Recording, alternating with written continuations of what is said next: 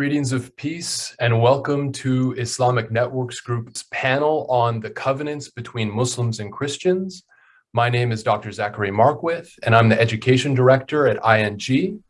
ING is a peace-building organization that provides education and engagement opportunities that foster understanding of Muslims and other misunderstood groups to promote harmony among all people. This evening's program is part of our Interfaith Speakers Bureau, or IFSB. This panel is the first in a series of webinars we are hosting between Muslims and other communities of faith to learn more about each other and foster warmer relations near holidays. Time to coincide with the winter holidays and Christmas in particular, this evening we're looking at Muslim-Christian relations and a series of covenants that the Prophet Muhammad made with Christian communities. I would like to invite the audience to leave questions in the chat section of Zoom. We'll try to get to as many as we can. And for those on Twitter, join the conversation with ING and our panelists about Christian-Muslim relations and the covenants by using hashtag ING Interfaith and hashtag Interfaith. Now I'm pleased to introduce our distinguished panelists. Dr. John Andrew Morrow received his PhD from the University of Toronto, where he studied Hispanic, Native, and Islamic studies. He worked as a university professor for 2 decades and is the author of The Covenants of the Prophet Muhammad with the Christians of the World and numerous other books and articles. He received an Interfaith Leadership Award from the Islamic Society of North America in 2016 and a Certificate of Special Congressional Recognition by the U.S. House of Representatives in 2017. Along with his wife, he directs a mental health and foster care agency which serves thousands of clients. Dr. Morrow represents Islam. And also, Dr. Sister Marianne Farina is a religious sister of the Congregation of Sisters of Holy Cross, Notre Dame, Indiana. She is a professor of philosophy and theology at the Dominican School of Philosophy and Theology in Berkeley, California. She's also a member of the core doctoral faculty at the Graduate Theological Union and faculty member for the Center for Islamic Studies at the GTU. Sister Marianne represents Christianity. Thank you both for joining us today. I'll start with my first question. Being that this is a holiday event and the largest upcoming holiday is Christmas, why don't we start with you, Sister Marianne, by telling our audience very briefly about the significance of Christmas for Christians and its specific timing in the year, since the Eastern and Western churches celebrate it on different dates. Do the dates matter for the significance of Christmas? Right. Well, thank you. Thank you, Dr. Zachary and Dr. Morrow. It's wonderful to be here with you and with all who are there, present here with us. Yes, indeed, this is what we might call actually the Advent Christmas season that we are in right now as Christians. We call this an Advent season, a coming season, because it is a time for us 4 weeks of preparation before Christmas, which we celebrate on December 25th. And during this time, we direct our hearts to focus on Jesus' second coming, as he had predicted in the Gospels, and to celebrate Christ's birth among us, God among us, that is also recorded in the Gospels. From the earliest times of the church, the people have been fascinated about Jesus' promise to come back.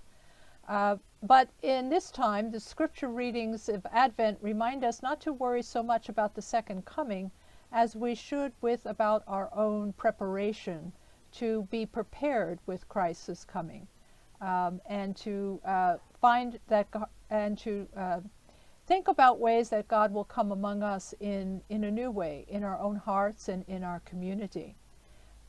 So we do celebrate this preparation time as well as the anniversary of Christ's coming and in preparation for the second coming.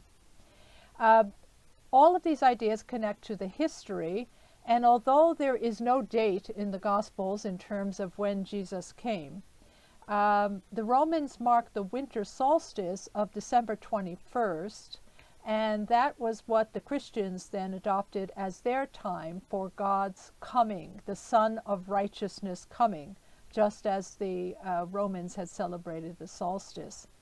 So the first recorded celebration, actually, of Christ's birth on December 25th was in 336 AD.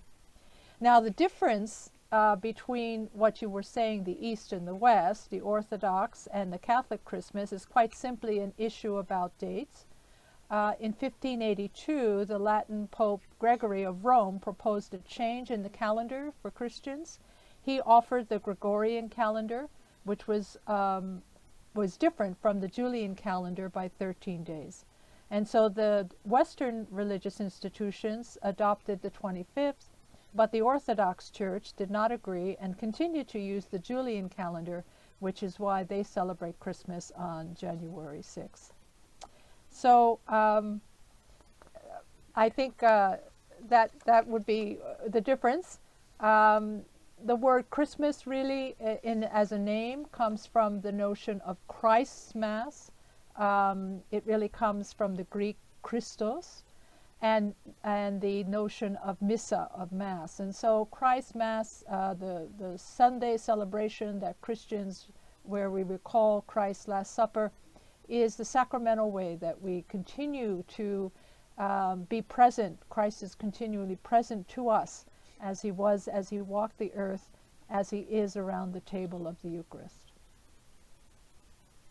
Thank you so much, Sister Marianne, for really illuminating some of the spiritual and religious meanings of Christmas.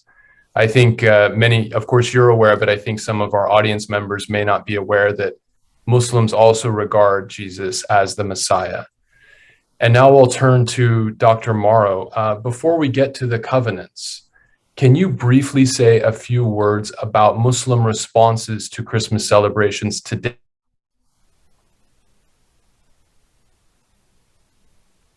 as a lead-in to the conversation we're having this evening concerning the history of Christian-Muslim relations? Growing up as a Muslim teenager, I was taught that celebrating the birth of Christ was a prohibited innovation. I was taught that it was forbidden to wish someone a Merry Christmas, and that while I could accept gifts from Christians, I could by no means offer them gifts in return. I naively accepted this as revealed and absolute truth. Then I grew up and grew a brain. Almighty God, in the glorious Quran, celebrates the birth of Christ, the Messiah, and honors the Virgin Mary, the only woman named in the Quran, and to whom a chapter is devoted, as purified and chosen above the women of the worlds. So says Quran 3:42. When the Prophet Muhammad, peace and blessings be upon him, and his family reconquered the city of Mecca and purged the Kaaba of its idols, it is reported by Ibn Ishaq, Waqidi, and Azraqi that he protected a portrait of Mary and Jesus with his hand and refused to remove it, deface it, or destroy it. He honored the signs of God out of piety, as per Quran 22:32. The early followers of Islam, who identified themselves as mu'mineen or believers, and only much later as muslimin or Muslims, prayed in churches, performed pilgrimages to Jewish and Christian holy sites, endowed monasteries, and celebrated Christmas and Easter. In the Muslim East, such celebrations continued for over half a millennia. In the Muslim West, the celebration of Christmas and Easter continued for over 1,000 years until they were prohibited and replaced with Milad al-Nabi, the birth of the Prophet, peace be upon him. According to several academics, including Christoph Luxemburg, Guillaume D., and Gabriel Said Reynolds, Surah 97, Al-Qadr, appears to refer to the birth of Christ. It bears striking similarity to Luke's account of the birth of Jesus in 2:13-14.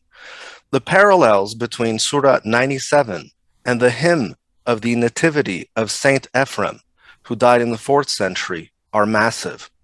If the Quran is indeed drawing from Christian imagery of the birth of Christ, then I can say with Islamic confidence, Merry Christmas to you. Thank you so much, and Merry Christmas to you and all of our guests at home, to Sister Marianne. I really appreciate that brilliant summary of Muslim views on Jesus. Now let's turn to the covenants. Dr. Morrow, can you speak about the covenants that the prophets sent to Christians? What are they? And why haven't most people heard about these before now? The covenants are promises that the Prophet Muhammad made with the Christians of his time and all times to come, granting them rights and privileges that are not to be infringed upon. He protected the Christians of Najran, the Sinai, Jerusalem, Syria, Armenia, and the Christians of the world. They were granted the protection of God, his prophet, his family, his successors, and those vested with authority until the coming of the hour of judgment. They were guaranteed freedom of religion, association, and organization, as well as non-interference in ecclesiastical affairs. Conversion by coercion was prohibited. The religious institutions were granted tax-free status. They were to be protected, maintained, and rebuilt. They were permitted to ring their church bells, organize religious processions, and bury their dead according to their customs. They were to be treated as the flock of the prophet and protected. Protected why? Because God protects monasteries, churches, synagogues, and mosques in which the name of God is much mentioned, as per Quran 22:40. They are not to be pulled down. As the Quran repeats over and over again, God is worthy of all praise. The Prophet was a perennialist. More than anyone, he understood that nobody had a monopoly on truth. The Quran itself repeats time and again that the message that Muhammad was bringing was not new. He was renewing and reviving a universal religious and spiritual tradition. He could see beyond outer forms and perceive inner truth. In fact, the Quran calls upon believers to accept previous prophets and scriptures. The Quran also promises salvation to other faith communities, as we read in 263. Surely, those who believe, and those who are Jews, and the Christians and the Sabians, whoever believes in God in the last day and does good, they shall have the reward from their Lord, and there is no fear for them, nor shall they grieve. The Quran calls upon believers to come to a common word, as per 364, to find common ground, to believe in God, and to be good. The golden rule summarizes the law of God.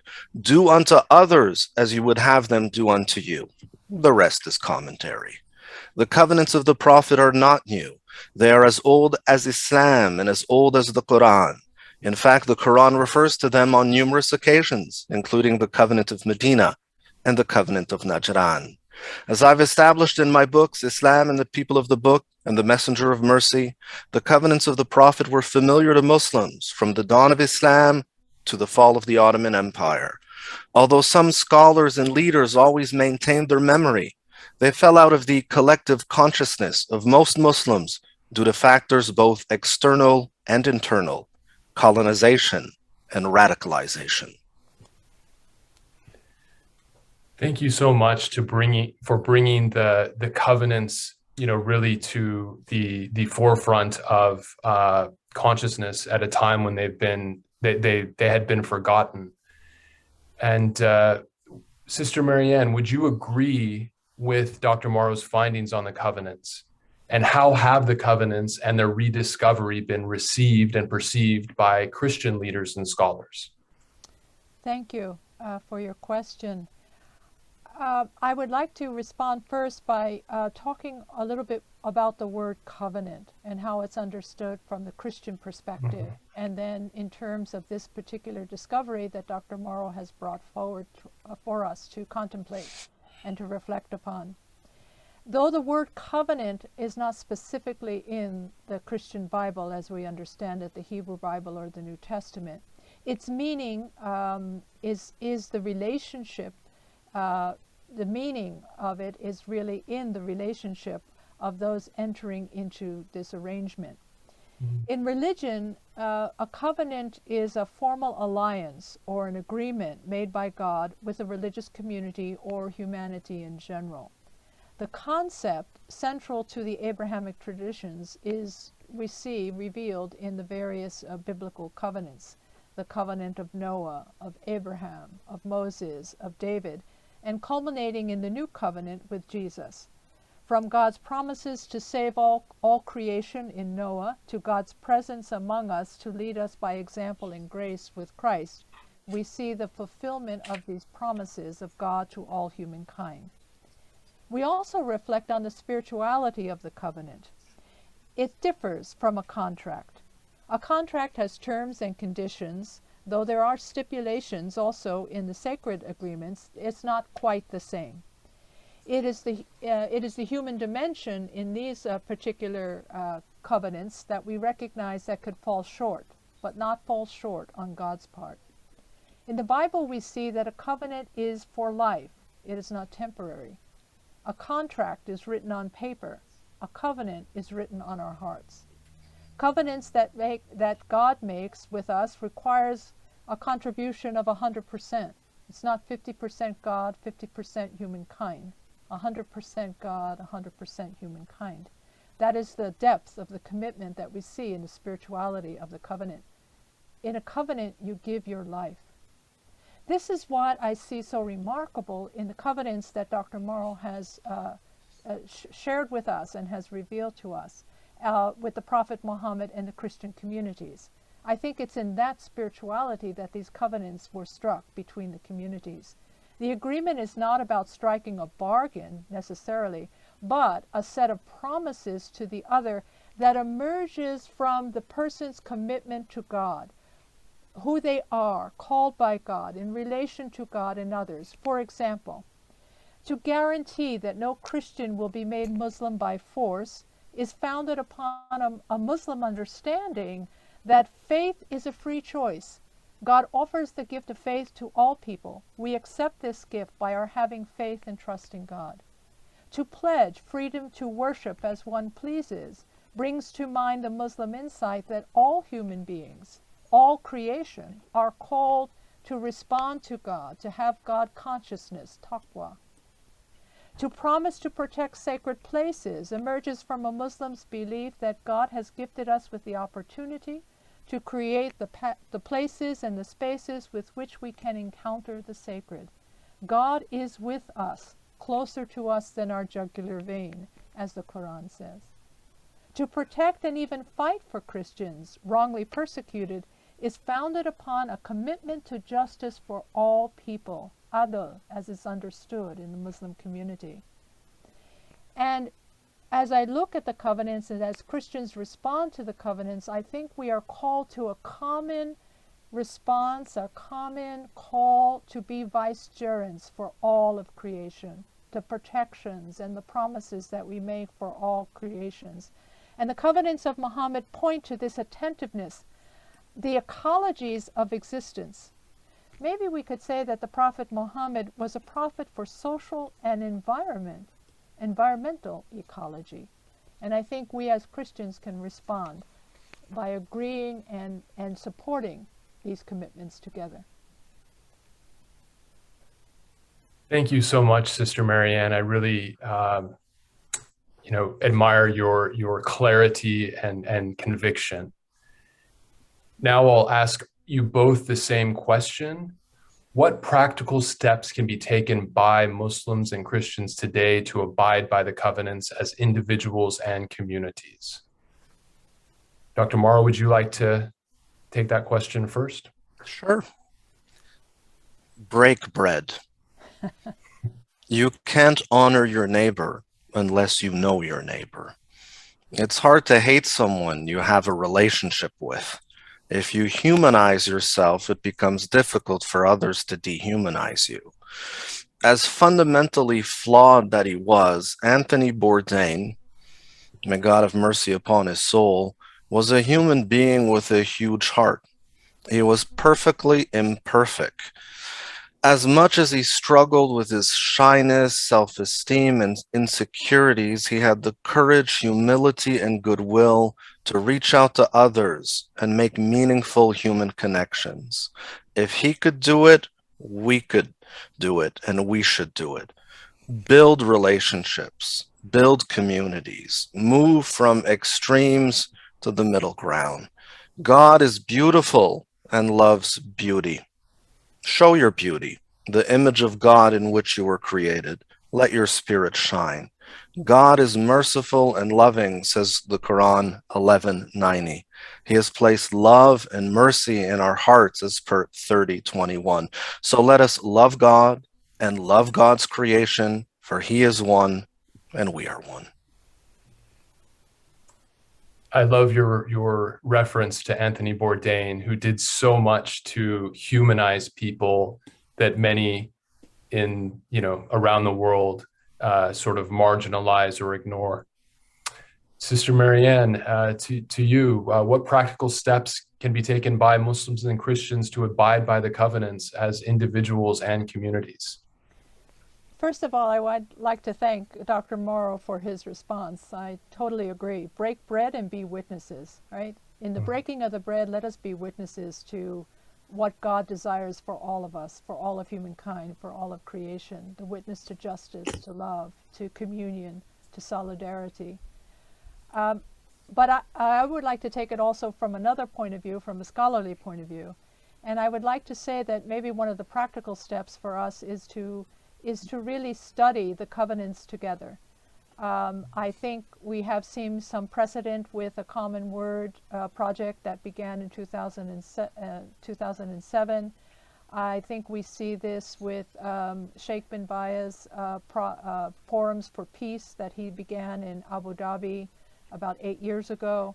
So there is, I think, precedent for us Muslims and Christians to come together and to study the spirituality as well as the content of the covenants. I think it would be wonderful for us to formally have conferences, get colleges involved in the actual study of the material together. I'd like to see women and youth involved in sharing in these forums and participating in the circles that they can also. Make college and high school courses on the covenants. What do you think, Zachary? Maybe an ING study project that could be shared among the different high schools. Sounds wonderful. Let us publish articles and books on the covenants. Let us develop a bibliography history on these covenants. There is a wonderful history of Christian-Muslim relations that Brill has published. I think it's up to its 15th edition, of the way Muslims and Christians have interacted, have shared documents, have signed agreements and treaties, and fostered letters together back and forth with certain sets of conditions and promises that we made to one another. Let's bring that rich history forward. Let us be able to do that in a way that will give people the kind of information that they need, so that what they see on the front page, which is alarmist and perhaps extremist and very shallow in understanding, let them be able to respond with a deeper knowledge of the Christian-Muslim relations and the histories that we do share together. I second your call to continue the efforts in scholarship around the covenants, efforts that Dr. Morrow and some of his colleagues are leading.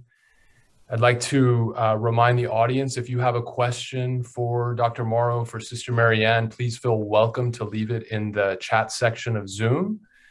And now we'll continue. Sister Marianne, how do the covenants compare with religious freedoms guaranteed by the Bill of Rights on the one hand, and also the Universal Declaration of Human Rights? Could you say that Muslims developed one of the first Bill of Rights? Yes, I would agree in the sense that you definitely see the foundation for this spirit of genuine cooperation and collaboration built on the conviction that each person has the dignity, possesses an inherent dignity, which is given to them by God. You certainly do see this in these covenants that have been established.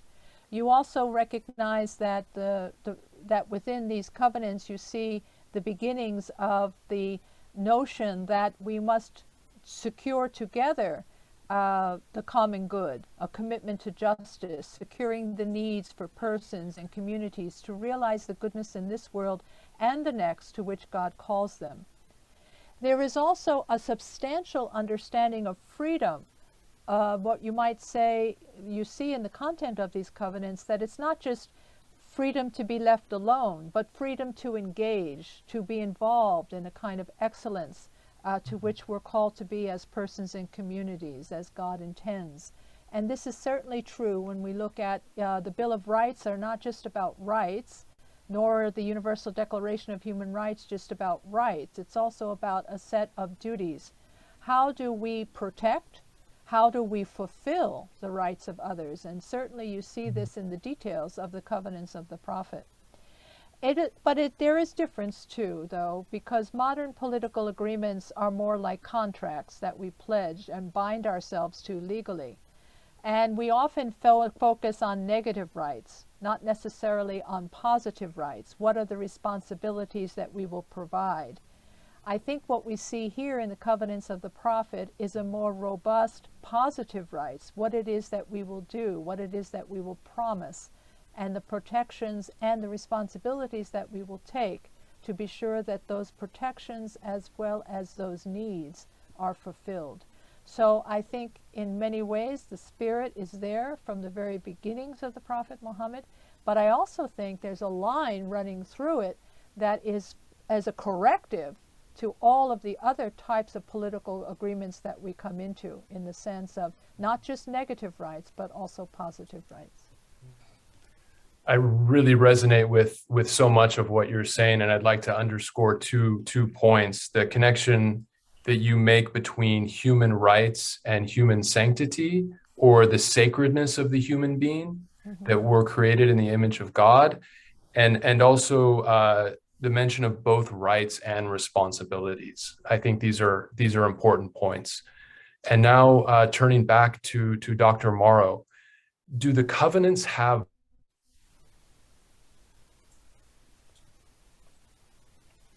beyond Christian-Muslim relations? What other religious communities were guaranteed rights by the Prophet Muhammad? The Prophet protected Christians, yes indeed, both Unitarian and Trinitarian. That included those who followed the Jewish law and those who believed that it had been abolished. While he may not have agreed with the Christology of certain Christians, and even Christians are divided over the nature of Christ, he acknowledged that they were monotheists, not polytheists and idolaters as certain Muslim extremists would have us believe. And while the Prophet did not agree with Jewish rabbis on all religious matters, and the Jews themselves are divided into different groups, he recognized that they were monotheists, believed in the preceding prophets, and strived to follow the law of Moses.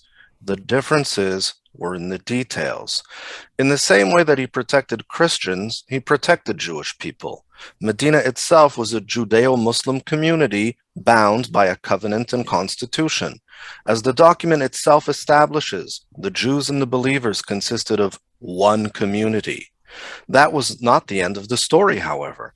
The Prophet also granted covenants of protection to the Yemenite Jews, the Jews of Khaybar, and the Jews of Makna on the coast of the Gulf of Aqaba. This policy of building an alliance between believers was a constant throughout the mission of Muhammad, from his time in Mecca to his last days in Medina.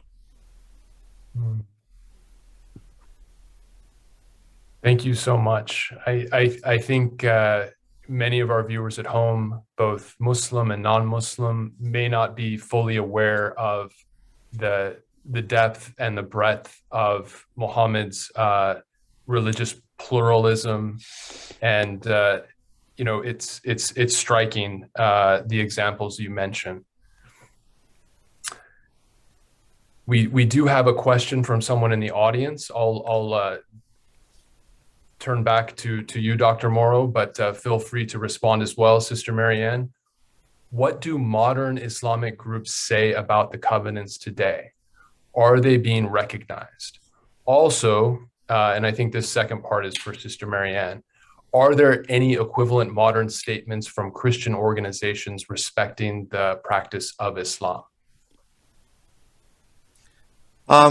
Concerning the response on the part of the Muslim community, it has been overwhelmingly positive from day one, especially in the Western world, but throughout the world as a whole. If you, actually, I'm going to answer this question down the road, but there are so many different Muslim groups that have endorsed the covenants of the Prophet, and prominent scholars and leaders who've signed the Covenants Initiative. So the response has been overwhelmingly positive on the part of modern groups. And I'm talking traditional, mainstream Muslims, people who follow traditional Islam, civilizational Islam, moderate Islam, however you want to call it. Obviously, the extremist out there wouldn't respond favorably to these type of ideas. But nonetheless, the overwhelming majority of mainstream Muslims would be positively inclined to support the principles found in these documents. Thank you so much. And Sister Marianne, would you like to take up the second part of this question, which is, are there any equivalent modern statements from Christian organizations respecting the practice of Islam?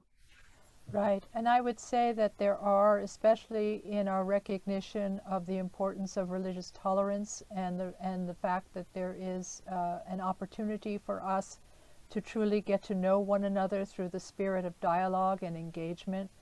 Several Vatican, speaking for the Catholic Church, there's several Vatican documents that have promoted dialogue and have basically, at the end of many of these dialogues, formal and informal, there have been sets of agreements that we have joined together, projects as well as statements, recognizing that really it's about mutual learning from one another.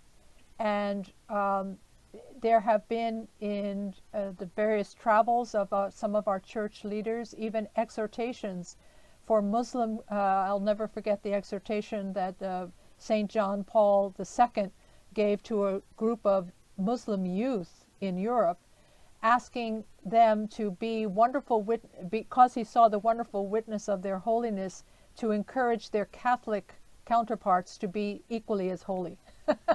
So we've had exhortations from speeches as well as dialogue projects that have been very much promoting the recognition of religious tolerance and the ability for Muslims to be encouraged for this engagement. I have a personal experience of an interesting story when I lived in Bangladesh, and that was with Mother Teresa. Mother Teresa, as you know, was one who was very dedicated to the poor. It didn't matter what faith you were. She was very much reaching out to those who were in need, the street people and those who were dying. She wasn't always greeted with admiration or agreement. And there was an incident at the Dhaka Medical College in Bangladesh where one of the students challenged her and says, "No, Mother, the reason you're doing all this work is because you are after conversion. That is really what you are aimed at." And with that, those Christians who were gathered in the same audience decided we better take a quick exit. But Mother very bravely came up to the podium and she said, "Yes, I am after conversion." But she said, "Let me stipulate. May a Muslim be a good Muslim. May a Christian be a good Christian. May a Jew be a good Jew. May a Hindu be a good Hindu. That's the conversion that God seeks for each of us." That's so profound. And thank you so much, Sister Marianne. This next question is for both of you. In closing, when we're seeing increasing polarization around the world between the right and the left, growing authoritarian governments and policies, and when we can't even come to an agreement on something as basic as caring for our health and the health of our neighbors? Could the covenants be a model in at least bringing Christians and Muslims together to work towards peace and justice? Perhaps Dr. Morrow would like to begin?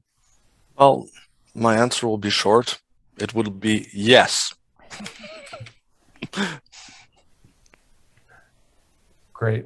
And again, I think if we were to look at the covenants as not only sets of agreements that we make across communities, but sets of agreements based on who we say we are as persons before God. And so I think if we develop a deeper self-knowledge and a kind of reflexivity where we think about who we are and who God is calling us to be, I think that it will be a way for us to develop these sets of relationships that are needed. If we can think about our sets of relationships as ecologies, how is it that we're going to promote the health of our societies together? How is it that we are going to create strategies that will renew the discourse that we used to have?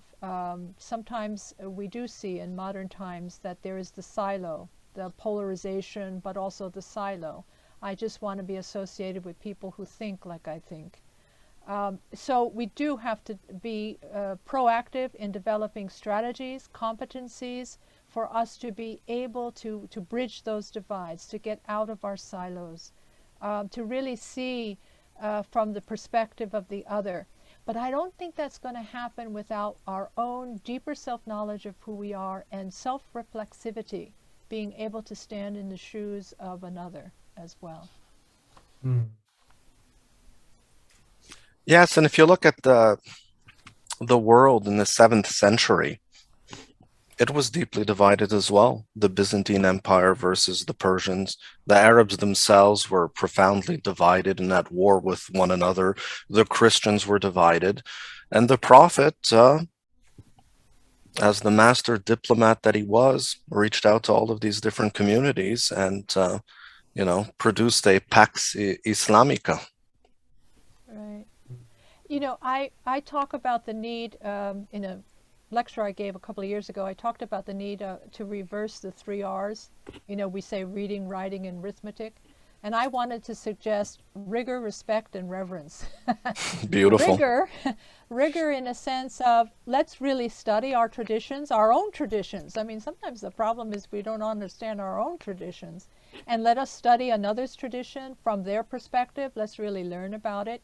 Let's have respect for the type of learning that we do.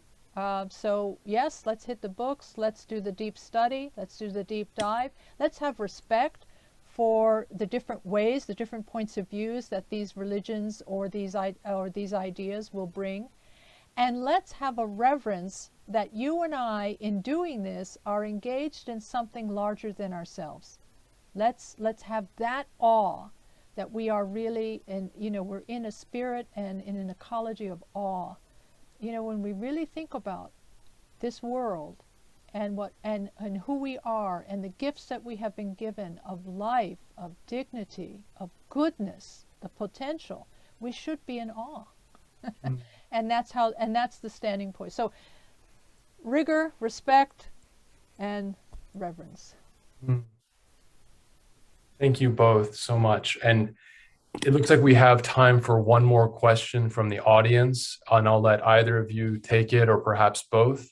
And Dr. Morrow has already spoken about breaking bread, and Sister Marianne, you've spoken about the vision, and I think implied is the service of Mother Teresa. But here's the question. Do you think interfaith groups that gather many faith communities together to share and serve local needs are helpful? I think they are. Well, let me answer that. I do think they are.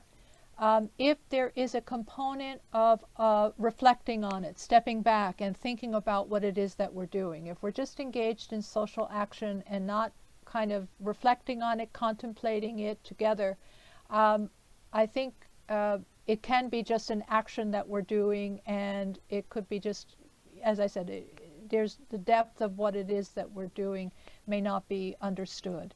So I think it's important for us to step back, to reflect together on what it is that we are engaged in, how we are engaged, how are people participating, what particular gifts is each group bringing to this particular project. I think all of that is helping with our own self-knowledge and knowledge of the other. And I think that that's really important. So yeah, roll up your sleeves, let's work together, but also let's pray together in the sense of that contemplate what it is that we're doing and what God is calling us to do and what God is doing for us as we engage. Yeah, certainly rebuilding churches, synagogues, and mosques that were destroyed in hate crimes and protecting these religious institutions. Certainly, it's positive. It brings people together. Thank you both so much for joining us this evening for this panel. And thank you to the audience for joining us this evening. For educators, ING will be releasing a recording of this panel on our website, ing.org, together with a short lesson plan with guiding questions and resources for students. This evening's program is part of ING's Interfaith Speakers Bureau, or IFSB. Initiated in 2007, IFSB is a natural outgrowth of the interfaith friendships and connections that ING has built in the course of our work. We recognize that the acceptance of Islam and Muslims is intimately related to individuals and society accepting religious and cultural diversity and pluralism in general. The IFSB program aims to build bridges among religious communities and enhance religious literacy and mutual respect by providing panels of speakers representing Buddhism, Christianity, Hinduism, Islam, and Judaism. On behalf of ING, I would like to wish everyone watching a warm and peaceful holiday season, and Merry Christmas to those celebrating the birth of Jesus. Peace be upon him.